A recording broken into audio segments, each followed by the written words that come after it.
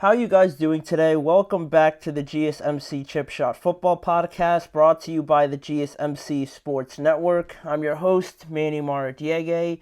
Officially through Week 12 in the NFL, another round of great games culminated all yesterday with the Harbaugh brothers facing off against each other. John Harbaugh came out on top. The Ravens won 30-23 on Monday Night Football. We're going to get into everything, all the reactions.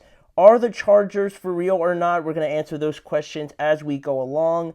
Then, talking about Week 12, we still have to get to the Titans' upset win over the Houston Texans. A lot to take from that game, mostly from the Texans, so we're going to get into all of that.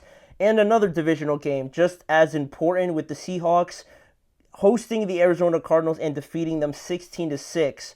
A big game with big implications as well that we're going to go over and analyze on today's show, along with some other things down the line as well. So make sure to stick around for all of that. But before we do get started, I'd like to remind you guys, if you have any questions or comments or just anything you'd like to share during the show, please don't hesitate to do so. Your input is always a big part of what makes this show great, and we thrive on your energy and insights. So if you want to make it absolutely sure that your message stands out and gets featured on the show, there's an easy way to go about that, just by using the new Super Chat feature. Just click the $ at the bottom of the chat box to send in your Super Chat. In this way, it guarantees that your message gets on the air. I'm able to see it, I'll read it out loud, and we can take the conversation from there. So go ahead and let us know what you're thinking. Hit the Super Chat button, and let's keep this show as interactive and as exciting as possible. Again, get involved with the show, use the new Super Chat feature, click the $ and get involved.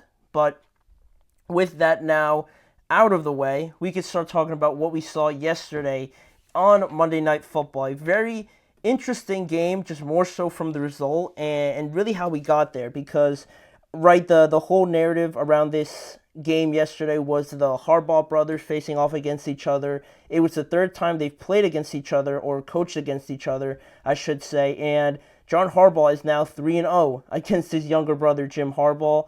And, the Ravens visited the Los Angeles Chargers yesterday, and they got the victory. 30-23 was the final score. And now Baltimore is able to go to 8-4 on the season so far, getting closer to the Pittsburgh Steelers for the AFC North title. While the Los Angeles Chargers, on the other hand, still have a game to go to catch up to the Baltimore Ravens, right? The Ravens have played 12 now, while the Chargers have played 11. They drop back to the 6th seed now after they lose, and they drop to 7-4. And Baltimore obviously takes over that 5th spot with the win over the Chargers. And Lamar Jackson also was a big part of this game, obviously, with his performance and just overall him, Derrick Henry, and how the offense really got back on track after only scoring 16 points against the Steelers. They get back to it and put up another 30-point game and make it look very easy, might I add. But Lamar Jackson, like I said, in particular, his dominance on Monday Night Football continued, because now, just on Monday Night Football, Lamar Jackson is 7-2, and he's 6-1 on the road as well. He has 124 passer rating on Monday Night Football, which is the best in NFL history, and he added to his tally of 22 touchdowns now with no interceptions thrown, again, on Monday Night Football.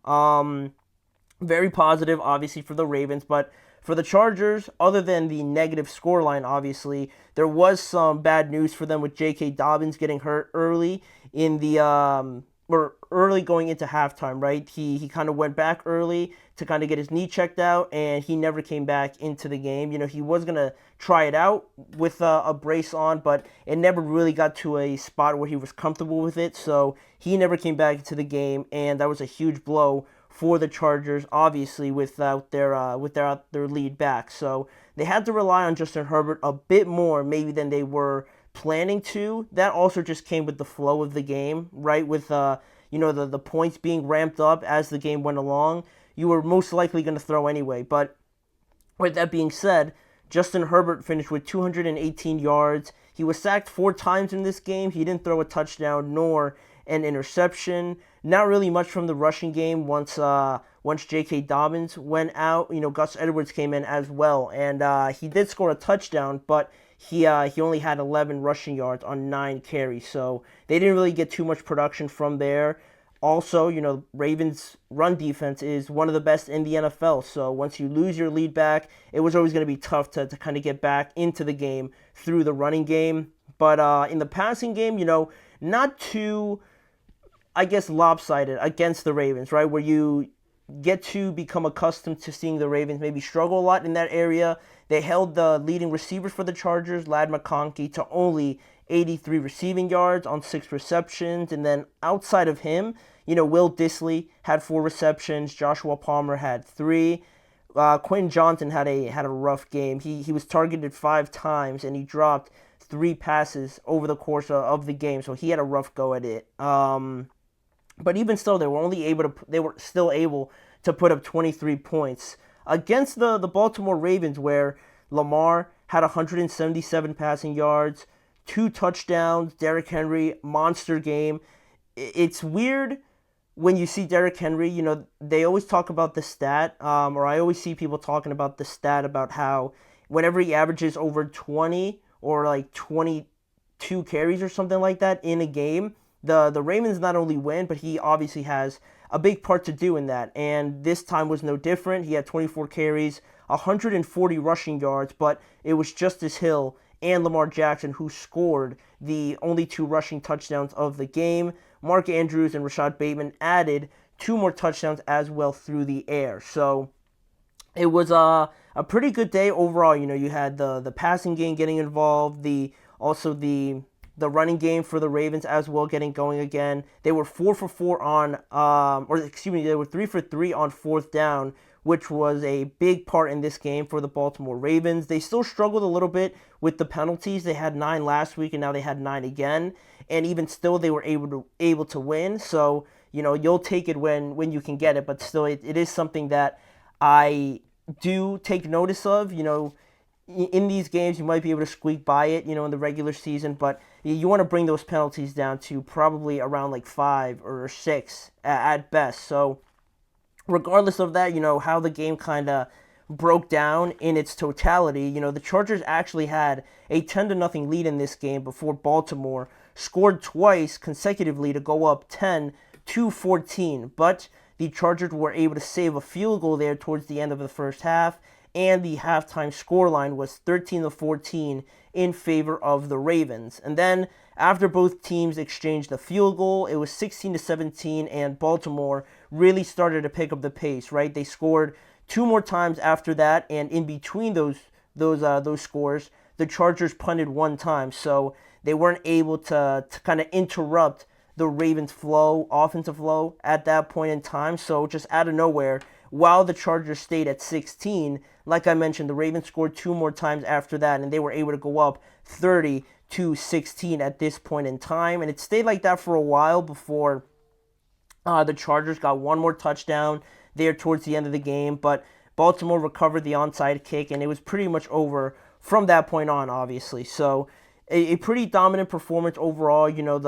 The Ravens dominated them in terms of rushing, really controlling the pace of the game. Those 4th downs, like I mentioned, were huge for the Ravens, and I am interested to see if John Harbaugh is going to stay this aggressive with it. I mean, you have just as good of a situation as anybody would like, right? To try as many 4th downs as possible. You think of the Eagles right away with the tush push, or the Buffalo Bills with Josh Allen and just how massive he is, obviously, right? So those 2 guys stand out as the ideal situations, and I feel like they're always 2 of the most aggressive teams when it comes to 4th downs, and also the Lions, can't forget about them. But the Ravens, there was one moment in particular where they were back around their 16-yard line, and they still went for it. They still went for it. It was a big gamble, obviously, given the circumstances of the game and just how unprecedented that is, honestly. But still, John Harbaugh didn't blink, and he reaped the rewards of it. Right now, he looks like a genius, right? Because he was aggressive with it. They executed it perfectly, and now everyone's singing his praises. But you walk a fine line there, so I am interested to see how they're going to manage it going forward, if they're always going to do it. Does it have to do anything with Justin Tucker? I feel like that's a stretch, but I'm just kind of throwing things out there, right? Justin Tucker has missed a couple, so I don't know if they're feeling a little bit iffy about him now. I doubt it, but again, it is a possibility. I don't see why not. And again, they have the personnel to do it. So being aggressive, made the difference overall in this game. They were able to keep drives alive and just demoralize the Chargers from that point on. But speaking on the Chargers here, just to close it out a little bit, does this mean like the Chargers are frauds or they're just not a good team, that they've played a cupcake schedule or anything like that? I mean, there's some aspect to that maybe holds some more legitimacy. Maybe their opponents aren't that tough. I could kind of see that, but still, I would still, considering everything about the Chargers and where they are right now and where everybody thought they would be, right, with a new head coach coming in, new players, new real foundation, and really idea around what they wanted to do, they're really miles ahead of where they should be. If anything, they probably, if I were to guess what people thought they were going to look like, maybe something like the Commanders, probably something like that, where you have the quarterback, you're trying to implement this new form of playing, this new scheme, foundation, and everything like that. Probably people thought this was going to be like what the Commanders are showing right now, but the Chargers are pretty much, I would say, a bit ahead of them. It feels like they're a lot more secure, and like everybody knows what their assignments are when it comes to playing these games. And, they defeated the Bengals, which was the toughest game up until that point for them. And in this game, they had their opportunities, right? I think it still goes back to the fact that, Ladd McConkey is a great receiver. I think he's going to do amazing things, but you still need more other than that. Will Dissly's nice. I'm forgetting one of the receivers' names, but regardless of who, Joshua Palmer, that's who. Regardless of who's there right now, I still think they need one more, A plus, A minus kind of guy that you can depend upon. And I'm not saying that yesterday's loss was on Quentin Johnson, but, some of those catches are big time, are big moments in the game where it hits you right in the hands and then you drop it and it's just like it just lets you all down. You get pretty bummed out about it, even if they don't show it on the field. So, the Chargers, considering the big picture, are miles ahead, in my opinion, of where they should be considering everything. So I don't think they're fraudulent. Honestly, I'm pretty satisfied with where they are. I think they're going to make the playoffs. I'm pretty certain in that. And then once those moments come, I think they're only going to get better from it. It's not like situations before where they just crumble and, they have embarrassing losses or something like that. I like this Chargers team. I love what Jim Harbaugh is doing with them. So, they're going to learn from it and then just move on from this game. But speaking about moving on, we have another game to get to in the AFC South. It was a upset victory by the Tennessee Titans over the Houston Texans that really shook a lot of things up, I think, internally for the Texans. A loss like this, I think, really makes you reflect a lot on the things you have been doing up until this point. And we're going to do a little bit of that, as well as talking about what happened in this wild game, just to go along with the theme of Week 12. So we're going to get to that when we return after our first break.